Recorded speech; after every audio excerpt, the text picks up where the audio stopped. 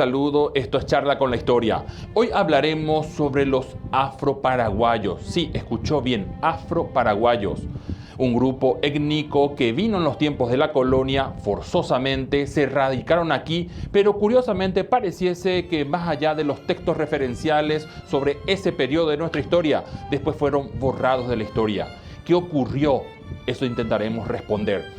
Para que entendamos, el relato de hoy está contextualizado entre 1766 y 1840 aproximadamente. ¿Qué ocurría en el mundo? En el Río de la Plata se firmaba el Tratado de San Ildefonso entre España y Portugal para resolver los dichosos problemas fronterizos, cosas que no llegaron a ocurrir. Y a nivel global, en este mismo periodo, en 1789, ocurría la Revolución Francesa. Un derrocamiento del rey que tuvo impacto en todo lo que va a ocurrir en el mundo después. Pero para volver a nuestro tema, que es la esclavitud en el Paraguay, hoy nos acompaña el profesor Vicente Arrúa, licenciado en Historia por la Facultad de Filosofía de la UNA, miembro fundador del Centro de Investigaciones en Historia Social del Paraguay, académico correspondiente de la Academia Paraguaya de la Historia, docente universitario, investigador y actual director del Archivo Nacional. Bienvenido, profesor Arrúa. Hola, ¿qué tal, Julián? ¿Cómo estás? Un placer participar de tu programa. Muchísimas gracias por acompañarnos. Bien, la pregunta de inicio. Se menciona en los libros que existieron esclavos en el Paraguay en el tiempo colonial, pero luego pareciese que desaparecieron como grupo minoritario que forma parte de los grupos, ¿verdad?, de nuestro país actual. ¿Qué pasó con ellos? ¿Cuál es su historia? Bueno, inicialmente el tema de la esclavitud en lo que corresponde a la educación, al tema del desarrollo del discurso historiográfico, están como invisibilizados, ¿verdad? Eh, Creemos que esto deviene de una perspectiva o de una concepción de lo que era el origen, digamos, social y étnico del paraguayo, ¿verdad? En donde justamente la presencia del esclavo no era importante o no debía existir, ¿verdad? Si bien recientemente hay muchas investigaciones que trabajan el tema de la esclavitud y se inició un proceso de visibilización, ¿verdad? Desde el Archivo Nacional elaboramos algunas exposiciones, muestras documentales, basándonos en las fuentes que existen en el archivo del periodo colonial, del periodo independiente, sobre la existencia de los esclavos. Y los esclavos estaban presentes en el día a día, en todo lo que era el trabajo cotidiano en las ciudades, ¿verdad? En los valles y pueblos también de Paraguay, y desaparecen, digamos, por diversos motivos. Ahí está la guerra, muchos de los esclavos fueron entregados por las familias para ir a luchar al frente. También, por supuesto, se produjo mestizaje, o sea, uniones entre esclavos indígenas, uniones entre blancos y esclavos también. Y por supuesto también están dentro, se puede ver en algunas poblaciones, como en Boscada, por ejemplo, que hasta hoy realizan muchas actividades conmemorando justamente el origen de la ciudad de Boscada. Entiendo. Y dentro de lo que viene a ser el relato, ¿existió algún, no sé, intento de no vincular a los afrodescendientes con lo que es ser paraguayo? ¿O eso no ocurrió? Bueno, de hecho que existen muchos registros.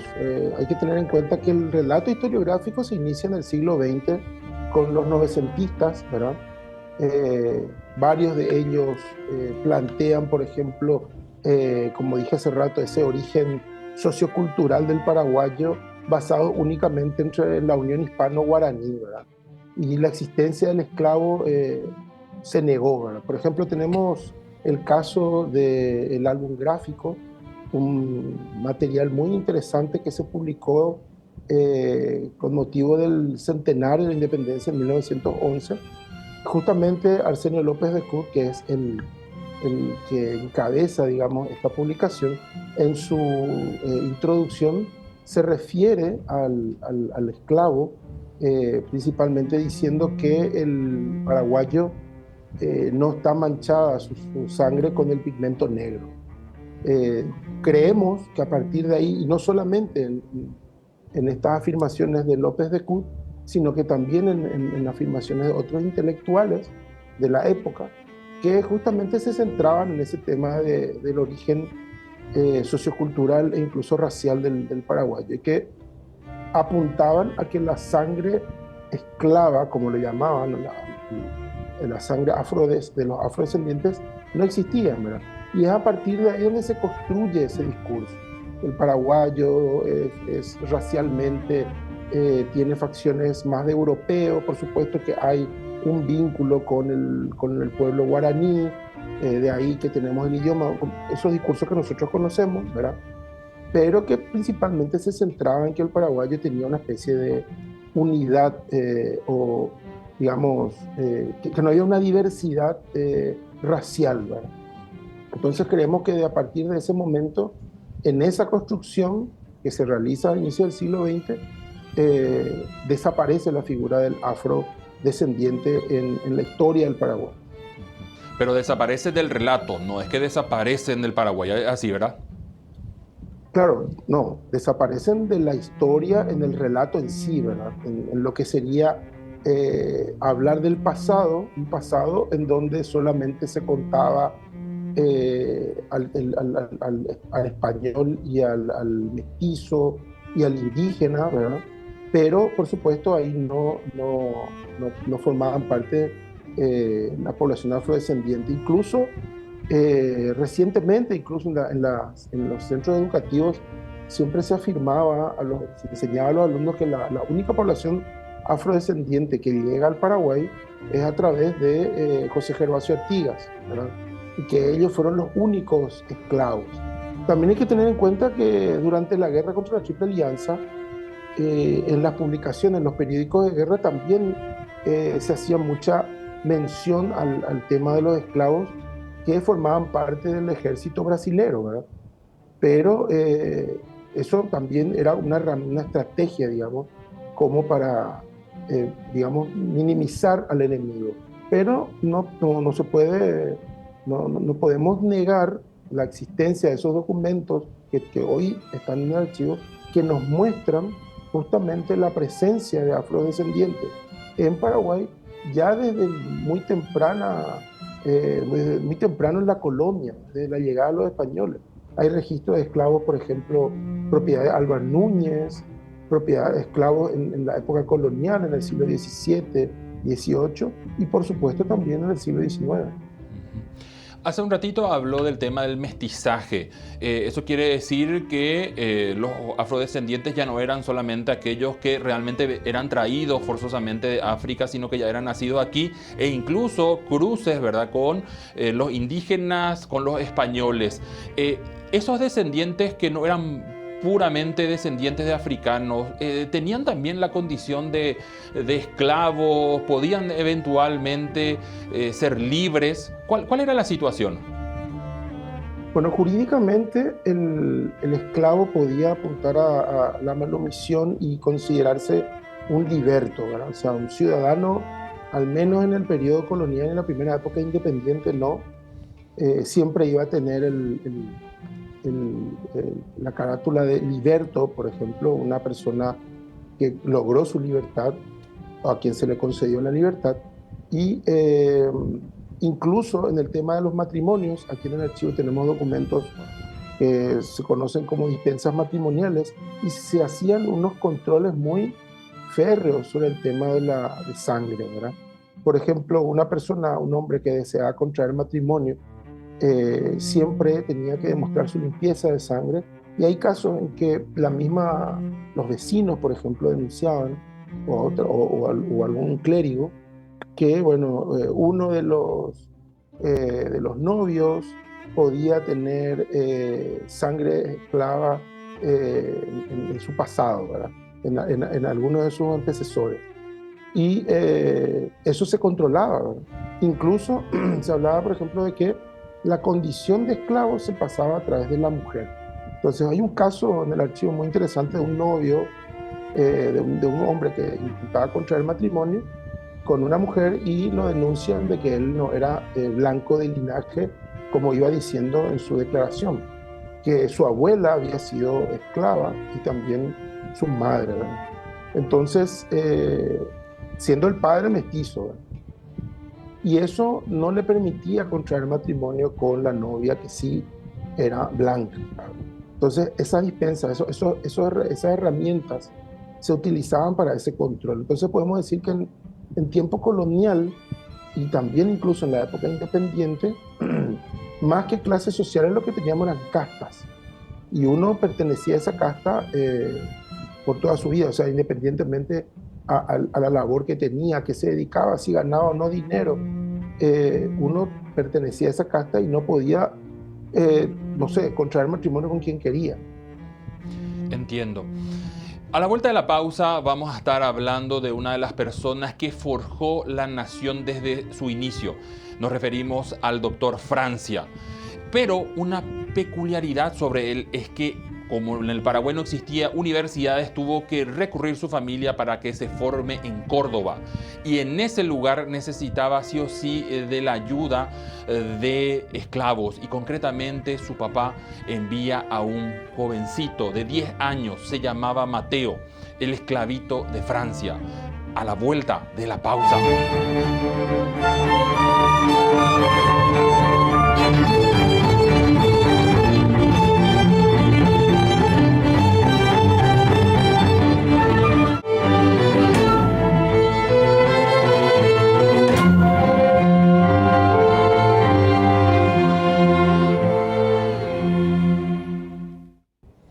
Dijimos que el doctor Francia, aquel que guió al Paraguay en sus primeros años republicanos, viajó hasta Córdoba a los efectos de poder estudiar. Él era un adolescente. Pero, según registros con los cuales se cuenta, fue secundado, colaborado por un pequeño esclavo. En el siguiente documento, su papá, García Rodríguez de Francia, dispone unos elementos que remite a su hijo, y entre ellos figura un niño de 10 años. Dice literalmente un negrito, se llamaba Mateo. Un esclavo de 10 años para servir al que se estaba formando dentro de la Universidad de Córdoba. Nos acompaña el profesor Vicente Arrúa. Profesor, ¿era normal este tipo de situaciones que este documento nos cuenta, nos muestra?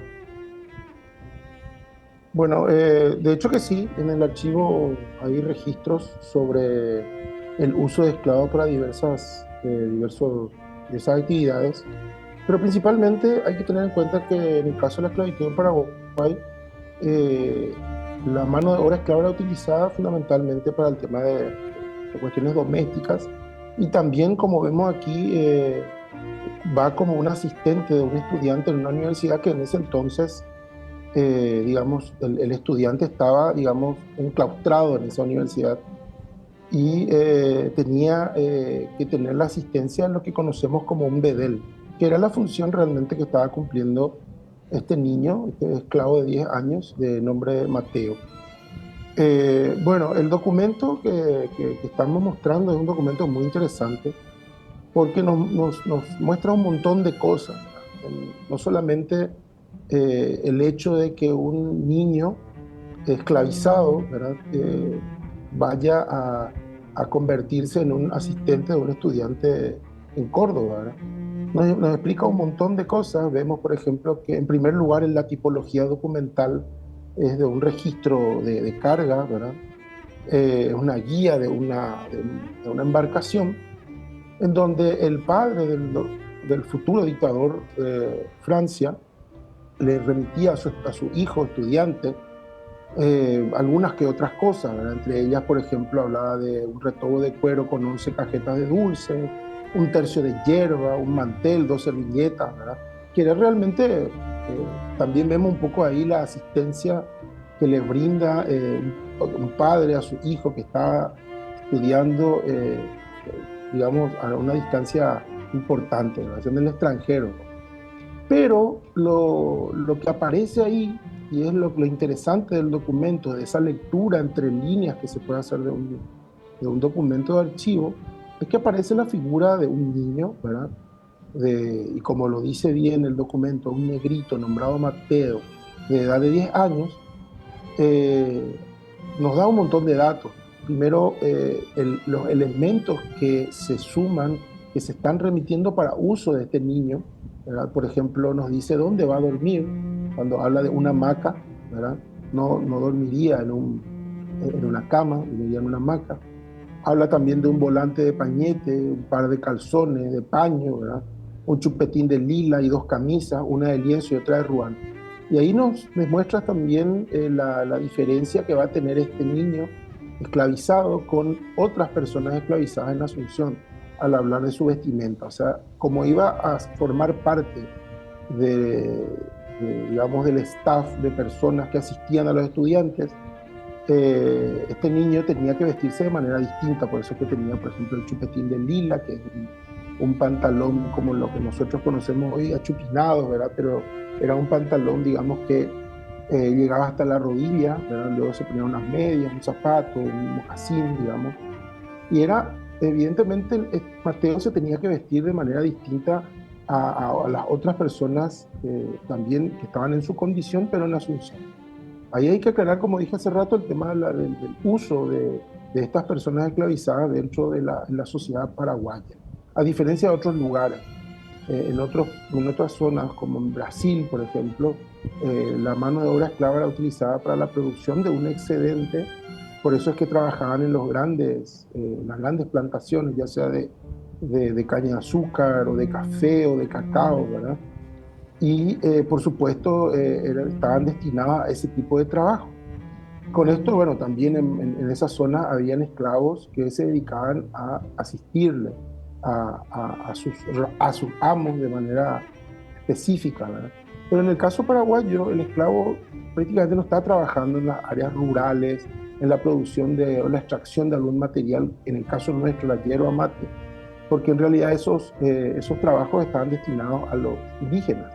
O sea, era otra población, otro sector de la población paraguaya, asuncena de ese entonces, estaba destinada a esos trabajos. Y los esclavos generalmente se dedicaban a trabajar en estas áreas. Otro dato que nos dice, que nos da el documento, es que al Mateo, al ir a ser asistente del estudiante, como dice ahí, del maestro José Gaspar Franci Velasco, también nos da el dato que tenía que saber leer y escribir. ¿Dónde aprendían estos chicos, estos niños, a aprender a leer y escribir? Bueno, aprendían en la casa de los amos, o de repente también desarrollaban oficios. Había muchos esclavos que conocían temas de herrería, carpintería, y que justamente esos oficios eran los que le daban de comer prácticamente, porque los amos utilizaban a estas personas en la explotación de sus oficios. Por ejemplo, un esclavo que era herrero podía fácilmente administrar una herrería que fue instalada por su amo. Entonces es un documento muy interesante, y justamente para trabajar historia social hay que hacer esta lectura entre líneas de estos documentos y poder un poco conocer la vida cotidiana de una persona, o sea, como en este caso Mateo. Que, bueno, otros mayores datos después, si regresa con el doctor Francia, creemos que sí, ¿verdad? Pero no tenemos otros datos. Posiblemente, bueno, investigando más profundamente podemos saber cuál fue el destino después de Mateo. Qué lindo sería saber esa historia, profesor. Volviendo un poquito a Francia, quienes denotan su figura suelen señalarlo como una especie de mulato. ¿Qué hay de cierto en cuanto a esa construcción historiográfica que hicieron aquellos que dicen esto de él? Y bueno, esa afirmación que la escuchamos toda la vida, o sea, que uno estudia historia en el colegio, en la escuela, incluso en la universidad, ¿verdad? Eso también nos demuestra un poco cuál era qué nivel de desprecio existía hacia lo que sería el afrodescendiente. O sea, era una forma de burlarse o de desacreditar a alguien en ese entonces, ¿verdad? Como también existen hoy formas para desacreditar a alguien en una discusión, o salir de ese ámbito del debate para simplemente catalogarlo de tal o cual manera. Bueno, lo mismo pasa con esto, ¿verdad? O sea, en primer lugar, como vimos en el documento, Francia era una persona que estaba yendo a una universidad, y en estas universidades en ese entonces, como las estructuras sociales eran casi de castas, como dijimos al inicio, no solamente era el tema del poder adquisitivo lo que establecía que una persona ocupe un nivel importante en la pirámide social colonial y de la primera época independiente. Tenía mucho que ver su limpieza de sangre.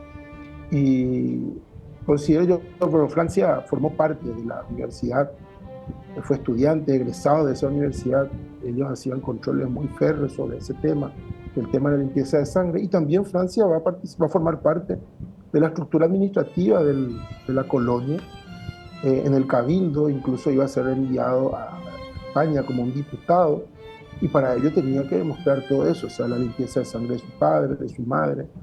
Entonces, yo considero que este tipo de afirmaciones de que Francia tenía sangre negra, como se dice normalmente, eh, lo que buscaba era desacreditarlo, ¿verdad? Porque era la forma de desacreditarle a alguien en ese entonces, ¿verdad?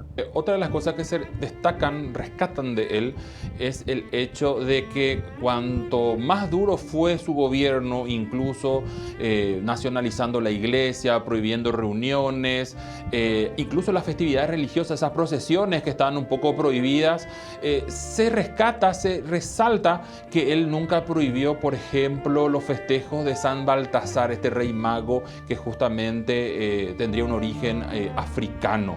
Eso es así, él de alguna forma permitía que esta población, aunque seguía siendo esclava en su tiempo de gobierno, pueda tener este tipo de privilegios. Bueno, eso es también es algo que se tiene que trabajar un poco más, ¿verdad? Porque siempre se hablaba de la, no sé, de los privilegios que tenía el sector popular en tiempos de Francia, y también se habla un poco de eso en tiempos de Lope. Bueno, tendríamos que remitirnos a lo que nos dice justamente la fuente. O sea, la esclavitud continuó eh, tanto en el periodo francista como también en todo el periodo lopista. La condición del esclavo no cambió, o sea, es algo que podríamos decir que justamente al momento de producirse la Revolución de Independencia hay una serie de cuestiones, mejor dicho, hay un sector para quien cambia las cosas a partir del 15 de mayo, y hay otra población, una gran parte de la población, para quien no va a cambiar absolutamente nada. Y me refiero a esto con los esclavos, los afrodescendientes y también los indígenas, a quienes en realidad eran la mano de obra para todos los trabajos que se hacían en las distintas áreas, ya sea en la extracción de hierba, en la explotación de ciertos comercios. Incluso cuando ya nos referimos al periodo lopista, hay que tener en cuenta que dentro de ese proceso de crecimiento económico y desarrollo de la infraestructura, que siempre se menciona a la contratación de técnicos europeos, que es cierto, o sea, fue una medida tomada por ese gobierno. No hay que olvidar también que existía una mano de obra formada. Muchas de esos grandes maestros de oficios se forman en las reducciones jesuíticas indígenas, formados en esas reducciones. También maestros de oficios y aprendices que estaban instalados en los pueblos de indios. Y, por supuesto, no hay que olvidar la mano de obra capacitada que también estaba dentro de la población afrodescendiente, ¿verdad? Entonces, yo considero que en el caso de la pregunta que hace si había algún privilegio, no sé, no tenemos registros específicos de esas cuestiones. Yo pienso que Francia sí hizo algún control sobre el tema de las festividades para evitar algunos problemas que justamente se empiezan a dar a partir de la década del 20 del siglo XIX, pero no tenía un privilegio específico hacia el indígena o hacia el esclavo. Yo pienso que Francia de cierta forma gobernaba más para el paraguayo mestizo, ¿verdad? Para el mestizo del interior, el mestizo de la clase popular, digamos. Y digamos que dentro de ese concepto que él tenía del Paraguay, no había una cuestión así muy, mirándolo de manera privilegiada a esclavos y a indígenas, ¿verdad? Eso pienso que se tendría que ahondar más en investigaciones que apunten a entender un poco la condición de los afrodescendientes y del indígena en ese periodo.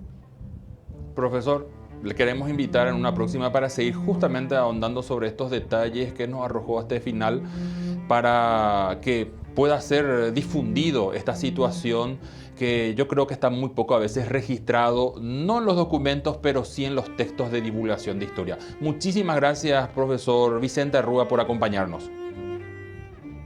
No, a vos, Julián, por la invitación y sí, estoy a las órdenes para cuando ustedes necesiten trabajar algún tema en particular y te deseo lo mejor para este hermoso programa que estás teniendo. Muchísimas gracias. La esclavitud en el Paraguay. Al final de la colonia se tenía claro que existían 3 pueblos donde los también conocidos como pardos, libres, iban a vivir: Emboscada, Areguá, Itabapuy y San Roque González. En los 3 casos, lugares donde también había asentamiento de religiosos, porque incluso aquellos que lograban la libertad se los consideraba todavía como si fuesen menores de edad o tendientes al pillaje, y por lo tanto tenían que tener un tutor, y ahí estaban los sacerdotes.